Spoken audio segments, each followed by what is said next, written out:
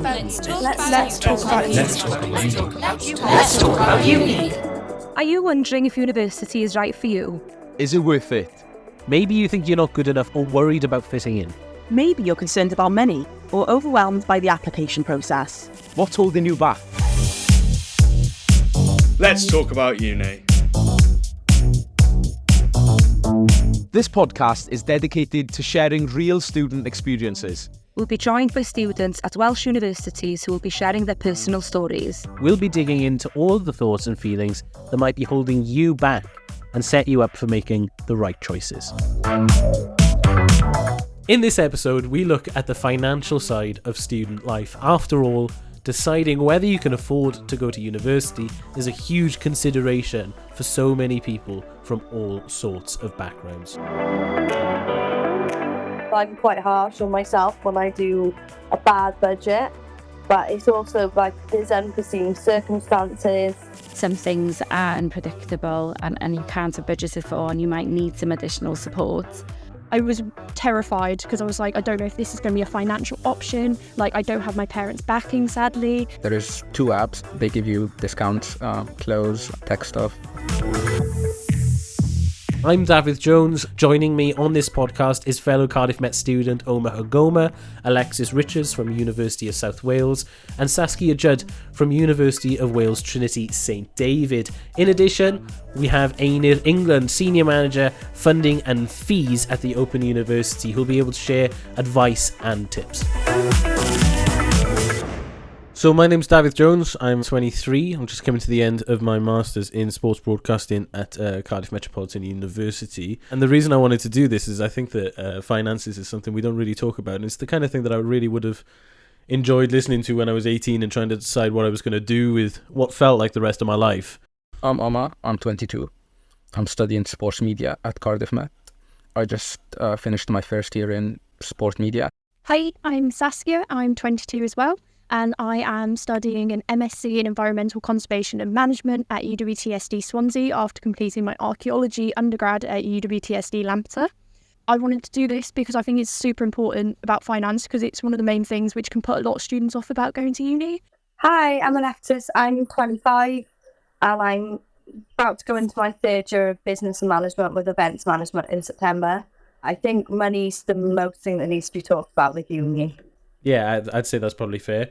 And Einir. Yes, so I'm no longer a student. I've been working as a student money advisor for nearly 20 years now. I started off in Bangor University, moved down to Cardiff University, and most recently I work for the Open University.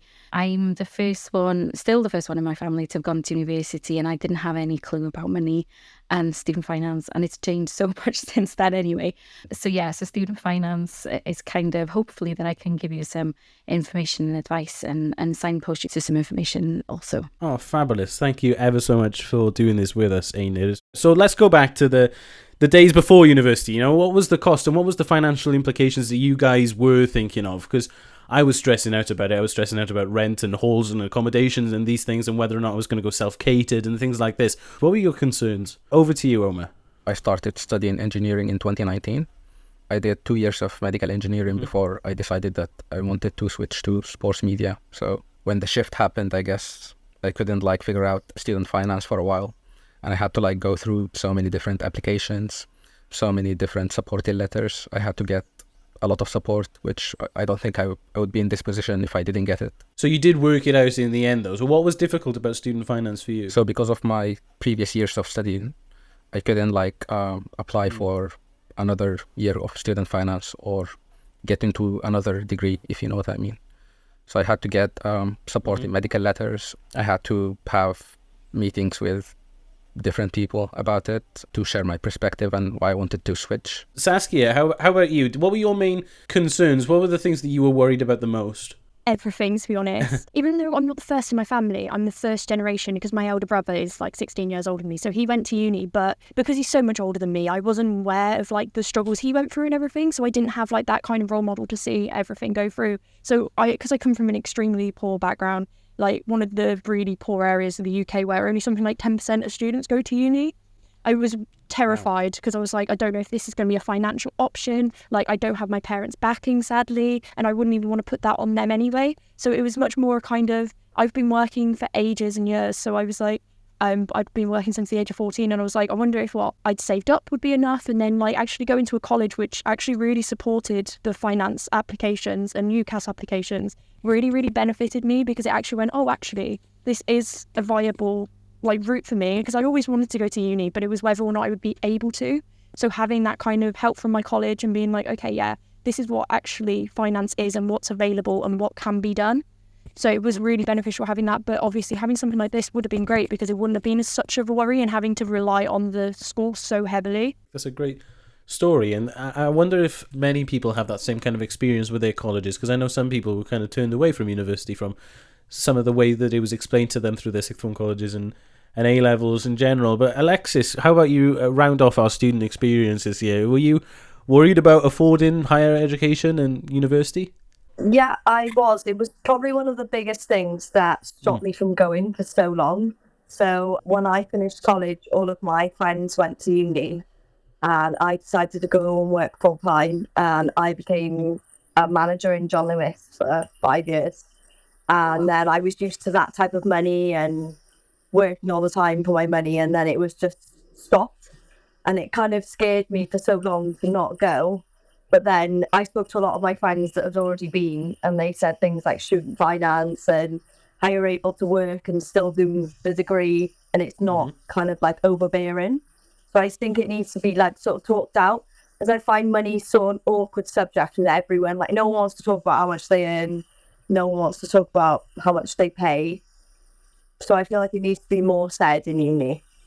I think it's a touchy subject for a lot of people, but unfortunately that leads to a lack of financial information just in general, not even talking specifically about university. I think people generally have a little bit of a blind spot when it comes to managing and working out their finances. But Einir, maybe you can provide some perspective that we all are lacking. Yeah, so it's fantastic to hear that you've all overcome some of those challenges and difficulties, and that money has actually broken down that barrier and that you're actually studying, which is fantastic to hear. So going back to Omar's point about his previous study impacting on him being able to fund a new course, just to kind of highlight what that role is. So in terms of funding for full-time study from Student Finance Wales, they provide you with funding for the ordinary length of your course plus 1 year in case you need it to repeat or to transfer, but then they take away any years of previous study. So in Omar's case, he would have started a new course. I'm assuming potentially it's a 3-year course. They would have given you an extra year, so it's a 4-year, but they would have taken away then those 2 years that you've already studied, which would have left you with 2 years of funding, and they always allocate them to the end of the course. However, there is an exception that if you have left the most previous course due to what they consider compelling personal reasons, so it could be due to health reasons, anything really that's had an impact on your study that you have to withdraw from that course to start a new one, you have to evidence that to Student Finance, and they can take that into account and award you another year of funding. So I'm assuming, Omar, that's what you had support to do. And what we would advise you to do in those situations is to contact your student support services. There are student money advisors in most universities, and they can help you to make those type of applications to Student Finance. Yeah, you're absolutely right. I guess the big takeaway is don't be scared to contact the university and speak to people, ask for help, and just sort it out. Another interesting thing is the 3+1, or however your degree is, plus the 1 year. Such a fab little rule. So for me personally, so I went to university and I did English literature with politics, and after about 6 months I realised that I hated politics and I couldn't get out of bed for the lectures at 9 a.m. to hear about war crimes from the 1500s in Sweden. I couldn't stick it anymore, so I knew I had to switch, but unfortunately I'd crossed that deadline, that date where you're allowed to switch courses internally, and so I benefited from that plus 1 year as well. And I think it's such a great rule to give students that kind of leeway. Saskia, you were saying about how positive your college experience was. There anyone who stood out, or any ways that they helped you that was really beneficial, I think it was good that they used like the form time, because honestly in the beginning of first year, form was the worst thing. I hated form, but actually when it started actually becoming like your application for uni, your UCAS application, your finance application, it actually became like a worthwhile kind of skills session rather than just go in and get attendance marks and basically be there because you have to be. I was quite unlucky in college. I didn't actually get diagnosed with dyslexia and ADHD until uni. So that was an extra barrier I didn't even really know I had. So that made the forms even harder. So having somebody actually double check the questions and making sure I was answering them quite correctly and reading through them just gave me that extra like confidence as well. It wasn't just about like having the power to be able to put it in, but also the confidence too.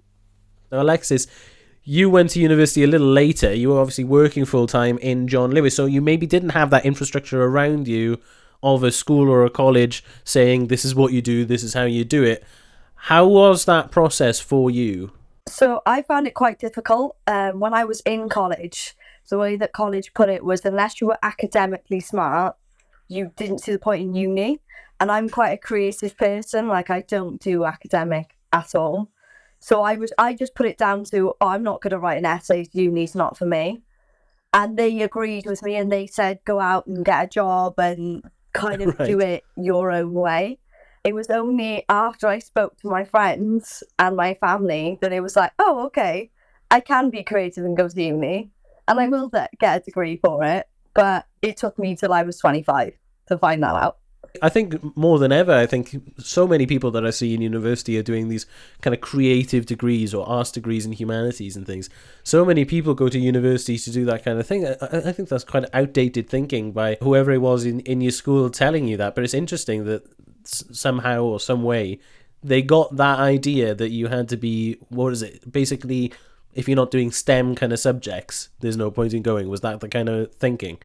Yeah, if you weren't good at maths or English, then there was no point. Luckily, it has worked on for you. So, obviously, for many of us going to university, it's our first taste in like managing our finances and budgeting and things like that. So, was there any costs that surprised you or things that you hadn't considered before? You know, for me, I was worried about accommodation costs, turning up and seeing £160 a week or whatever it was as I was going through that process was a massive surprise to me. I had no idea it was going to cost so much, and because I was the eldest in my family, my parents are slightly older for parents, so it had been a long time since they'd gone to university and they didn't really know any of that stuff, so that was a surprise for me. What about you guys? Were there any costs that took you by surprise?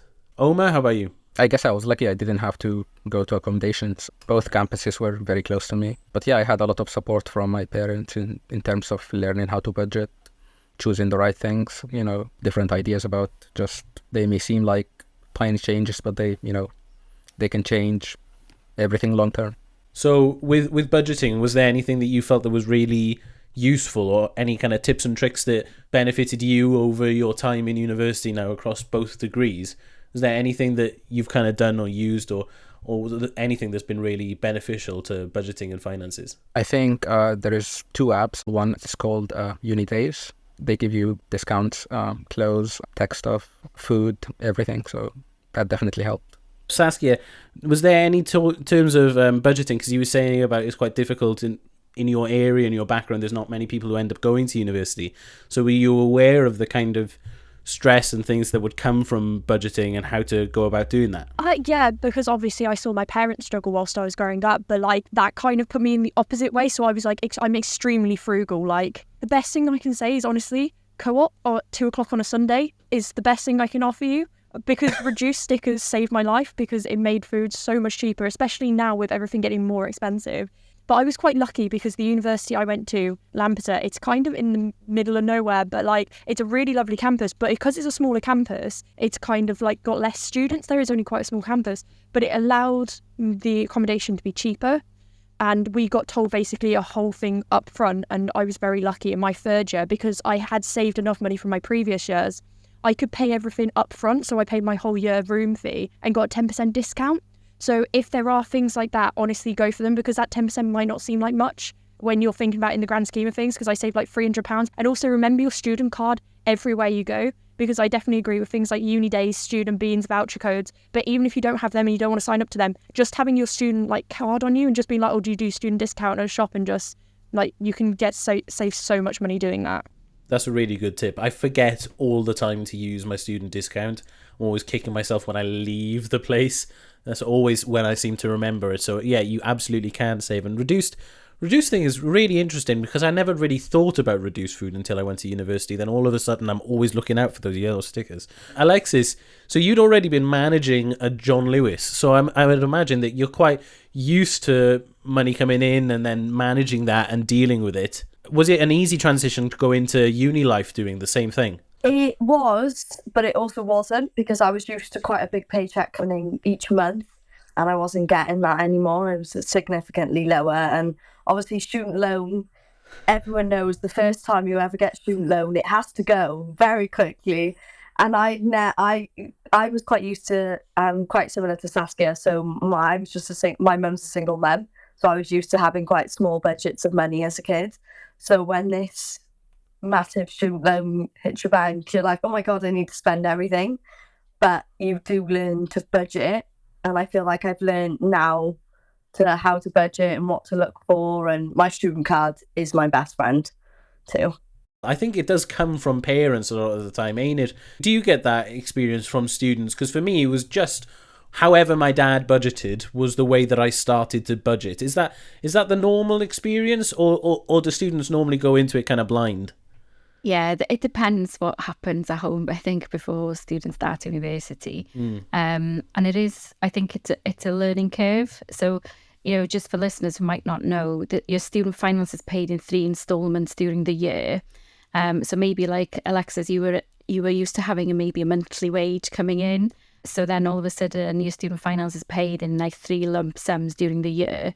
And it does take a lot of adjustments in order to budget for that. So I guess if you're starting university and we're quite young, 18, coming from home, then that is something that we do kind of promote as universities, is for parents and your carers to be supporting you with budgeting skills. I guess the older you are, you might have those skills, but it's just adjusting to the way the student finance is paid and finding your coping mechanisms and your own budgeting style to manage that as well. For many students, I think working alongside a degree is so vital, especially when it comes to budgeting. You need that extra, even if it's just 90 quid just chucked in there from a weekend here or there. Just, okay, that'll cover my shopping budget. How many of you guys worked during uni? Because I worked all the way through. Saskia? I had 6 jobs in my final year of my undergrad. It's like 6 Six jobs? 6 part-time jobs, ran 2 societies and my dissertation. Like, I thrive under pressure and I like working and just keeping busy.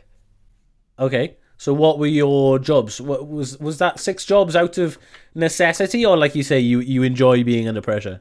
Partially out of necessity, because the jobs I had worked all around my degree. I had about 3 or 4 in my first 2 years, but it went up to 6 because there was extra roles which were put on by the uni. So they were really flexible around kind of my student life, because obviously for me studying came first, but that kind of just helped pad out my future so I could try and actually make money to be able to pay for my masters, because it doesn't get completely covered by a loan, even if you get really, really cheap accommodation. And I don't want to say it was like easy money, but it was. So it was kind of stuff which I could do casually, but also get quite a nice, tidy little sum in my bank account, which helped with my student loan. So I tried to pay my rent off of my student loan and then live on my wages, so everything else would be saved. Oh, that's really awesome. Alexis, I'm quite interested to see for you, because obviously you had a full-time manager's position before uni. Did you stay with John Lewis and just reduce your hours, or did you go and find different work that was suitable to uni life? No, they wanted me to leave as soon as I went to uni because they didn't like the drop in my hours. So now I'm a supervisor at McDonald's. Oh, nice. I still have a bit of a management role, but not as much. And I part-time with them as well. Omar, what was your work experience with uni? Did you have to work to get through? So I didn't have a job until actually this year. That's partly why I didn't enjoy my previous degree, because we didn't have much work experience. And I would say I'm quite a practical person. I like doing things. Like Saskia said, I think I thrive under pressure. Ain't it? In terms of student monies and support and things like that, do universities recommend that people work? Because I've spoken to some tutors and things like that throughout university are like, oh, if your work is asking too much of you, then maybe it's going to impact your studies. Like, do universities want students to be working alongside their degrees? I think universities would be advocating for some balance, because obviously students gain employability skills through working part-time along their course. They might not get on their course purely. That will help them then when they leave university. Also, the benefits of working, you get a bit more money as well that you need to live on. But it depends on what course you're studying and how much work you're doing. It just surprised me a final year student can work for 6 part-time jobs. So well done, Saskia, for being able to do that. And, you obviously did very well on your master's. But yeah, it's getting that balance right. And the other thing universities do have for students who feel they have to work, they don't have a choice, is there's usually some hardship funds available from universities, because universities don't want to see students having to work too much and having that impact, and that maybe getting to the point where they have to finish their course because they haven't got enough money. So we would always suggest that you check with your student services if there's any financial support available from the university. And one of the first things that we would usually do is make sure that you're getting all the money that you're entitled to from student finance initially, and then look at if there's any pots of money that the university could assist you with. In terms of right now and the student experience at this very moment, I don't think anything is kind of more headlined than the cost of living crisis. Has the cost of living crisis had a big impact on your student experiences? I'll say over to you, Omar. I think it did, yeah, because like I said earlier, we just had to learn different ways to budget and figure out what is necessary and what is not in our lifestyle. So what did you deem unnecessary in your lifestyle? Probably buying video games, going out a few times a week. Just reducing that, I think, makes a big difference at the end of the day. Saskia, did you have anything similar? Did you have to kind of cut things out of your life in order to save your budget? I'm quite lucky. I'm a boring person, so I didn't really have that much to cut out, and I'm a bit like you in the same situation. I live in my own flat with my partner, so I'm kind of just dealing with my actual rent rather than seeing how much student rent. I think the biggest issue is food, because I absolutely love food and I love cooking proper big meals. So having the price of my bills from being 40 quid going up to 80 quid for a month, and it's just it's kind of a shock, hang on, when you get to the till and then you're is that correct? Ain't it? The universities, I know that catering and self-catering is always the kind of options for that first year, but after that point students are pretty much up to themselves about deciding what they want to do in terms of food, really, right? Yeah. So the majority of campus-based universities will be offering accommodation, and majority of them these days are self-catered. You'll have some catered opportunities, and then a lot of universities guarantee a room in halls of residence in the first year. Obviously not everybody wants to go down that route, but if they wanted to, then after that first year it's usually into the private sector where bills and rent is separate, and obviously fend for themselves for food as well. But yeah, the cost of living, inflation is impacting everybody. We've just done a survey at the Open University to see what the impact has been on our students, which are part-time distance learning students, and majority of them are saying how they're finding that they have to work more hours in order to pay the bills. And a lot are saying that just worrying about money is impacting on their well-being and their mental health. So I think that is something that we are seeing definitely at not just the Open University, but across the students' population anyway. And again, I'm a broken record, there is support out there. The Welsh Government did give more money this year to universities to help students in a situation. So it's always worth checking with the university what additional support might be available. I'm going to stay with you, Aenid, as we move on to this next kind of question. It's just about general advice.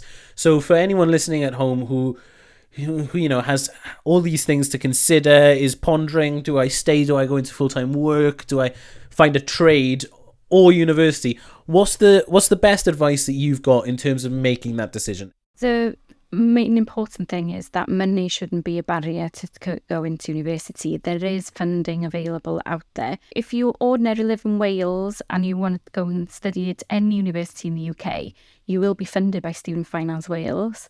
And towards your living costs, there's about £11,700 available. How much of that is a grant that you don't pay back and how much is a loan you do pay back depends on your household income. But everybody has the same amount, so that money towards living costs shouldn't be an issue. And then tuition fees, then everybody gets a tuition fee loan to pay the tuition fees that they're charged. So it's a maximum 9,000 if you study in Wales, and it's 9,250 if you study elsewhere because the fees might be higher there. So funding is available. So my advice is, either at open days or when you're doing your research at universities, look at university websites and see what funding are they also offering on top of what's available to Student Finance. So obviously have a look at Student Finance Wales website because they'll tell you how much they provide. But other universities also provide scholarships and bursaries themselves that can top that up.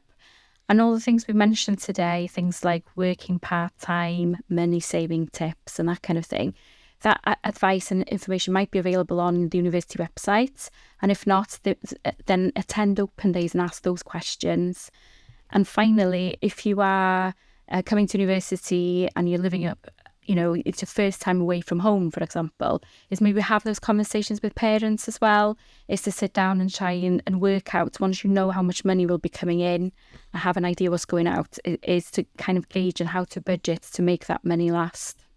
So, Enid, something that I knew that I was worrying about specifically when I was going to university is once I finished my degree, I was going to have all this debt. And I think there's some confusion sometimes about repayments and how that works and when you pay that back. I just wonder if you could shed some light on that for us. Yeah, it obviously is a concerning for students thinking you're leaving university with a debt, but it is something that we would call a good debt compared to any other type of debts, compared to credit cards and loans, bank loans. So firstly, the interest on your loan is linked to inflation, which at the moment is not great because it's quite high, but the Welsh Government have capped it. So I believe it's currently 7.2% APR. But the way the repayments work is you go into repayment of your undergraduate loan in the April after you finish your course if you're studying full-time, or within 4 years if you're studying part-time. And you only start repaying if your income goes over the repayment threshold. So for Welsh domicile students, that repayment threshold is around 27,250. And what you repay is 9% of income over that amount. Now, if your income goes down, then your repayments stop. And then there's a 30-year window where you make those repayments. There are changes coming aboard for students from England where they will be repaying back for 40 years. But Welsh students, there is no plan to change that for the foreseeable future. So it will be 30 years. So I tend to advise prospective students to just look at how much you're repaying every month rather than how much your total loan debt is. So, for example, if you're earning about £30,000, your repayment isn't going to be massive if it's 9% of your income over 27,250. And as your income goes up, your repayments goes up, but it will be at a rate that you can afford it at that time. So to maybe think of the actual monthly repayment rather than the total amount, because I think stats has shown that the current system, about 40% of students actually repay all of their debt back. So again, if you're not going to pay all of it back, try not worry about the big debt and just look at what's going out every month. In terms of needing support, have any of you guys felt at any moment where you were like, right, I really need help here? Oma, your story kind of stands out there where you're like, okay, I need support in order to be able to make this change. How did you go about finding that support? Was that just about being upfront with the university and saying, look, I need help? Yeah, so I just contacted the university and I spoke to my personal tutor about it. And then he advised me to contact Student Finance and speak to them about it. So, what a great resource that is, the personal tutor. I think that's really undervalued and underused by students, just to keep that kind of conversation going. So that's great that you used that personal tutor. Alexis, have you felt that you needed support anytime since you have gone to university, or maybe just, okay, everyone here seems to know X, Y, and Z, and maybe you needed to just be filled in on some information? Did you feel that you could find that? I didn't in my first year, but I found it in my second year. So in my first year, I felt quite old in my first year. Everyone was 18. I was celebrating my 25th. It was a bit like, oh, hi. So I found I sort of followed what they were all doing because they seemed to know the answers to everything. It was then in my second year that my personal tutor, I'd actually gone to school with her, and I knew her on a personal level, and I felt that I could speak to her, and she kind of knew how I felt about if I did like bad on any assignments or if I was struggling. So I felt it was only in the second year. In your first year, I feel like they don't know you well enough. So it feels a little bit daunting to kind of bear all. But I did find on the advice zone, they were very helpful because you can speak to them over the phone. And I sometimes think telling somebody a problem over the phone is a little bit less scary than staring them in the eye to tell them it as well. Saskia, you had 6 jobs in your final year. So it seems as if you kind of went, stuff all this, I'm going to do it myself. Did you feel at any point that you did need support? Maybe before that or after now in your postgrad? I'm dangerously independent. So I kind of do everything myself, and I don't know if it's part of my ADHD or something, but I'm just like I can rely on myself. I sometimes forget that I can sometimes rely on other people, so it's not amazing. But because I was kind of like so adamant to try and like get everything, I was always like checking the grants and bursaries page and always refreshing that, seeing if there was anything else I could apply to. Have you guys managed your finances and budgeting and things like that better or worse than you thought you would have? Because I know for me, I went into uni thinking that I was going to absolutely nail this. I thought I had it down. I thought I had it mastered. I had my budget written down on one piece of paper, and I thought that was going to get me through all 3 years of uni and I would be fine. And then obviously it doesn't end up going that way, and you've got to reconstruct and reconfigure things. So did you guys do better or worse than you thought you would at the start? Saskia? Oh, this is going to sound really bad. I thought it was easier actually because I put myself into such like a harsh thing, and then I managed to get more jobs than I thought I would and like get more pay because luckily my university was like a living wage, not a minimum wage. So I went in at 18 and got the same pay as the 23-year-old ambassadors. So it kind of changed my plan, but made it easier. But I'm so strict on myself. I was like, this is what I'm going to do, and I did it. Alexis, what about you? I think it's sort of a roller coaster. Like some months are better than others, and some are worse than others.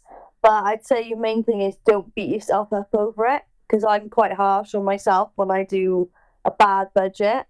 But it's also like there's unforeseen circumstances. Sometimes bills, with the way bills are going up, it's hard to try and budget when everything's jumping up little by little as well.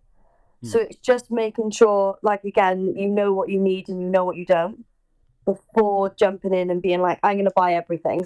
Einir, I think that's quite a relatable experience, that kind of roller coaster of finances in university. Would you say that's right? Would you say that it's kind of an unpredictable thing? Or do you think that if you do sit down and you plan it with the right information, that it can kind of be a steady thing as it was for Saskia, who managed to get through pretty unscathed by working so much? I think budgeting comes down to your personality and your lifestyle as well. So I think you can be, budgeting to the penny and have a reserve for unforeseen circumstances, definitely. But we don't all live like that. So it comes down to how your own lifestyle. And there are things that are unpredictable that can throw your budget out of the window.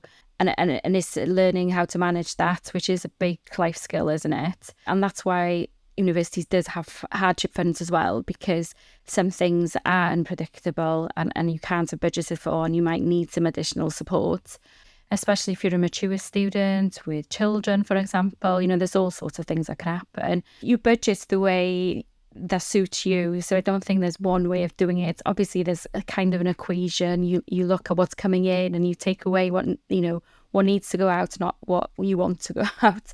And then work, with what's left, with what you need it. But I think Alexis is correct, is you don't beat yourself up. You learn from these experiences, and they're life skills that you will take with you. Then hopefully those kind of issues might not happen again because you've learned from them as well. So thank you very much to Oma, Saskia, Einir and Alexis all for joining me today and sharing your experiences with us and with everyone listening. This has been the podcast. The next episode, we will hear from students about academic life at university and the leap from school study to higher education, and all the extra essays, extra marking skills, and all these little tick boxes that you have to do as you move through higher education. So thank you very much for watching. That's been the podcast. Cheers and goodbye. Let's Talk About Uni is a Bengo Media production for University Ready.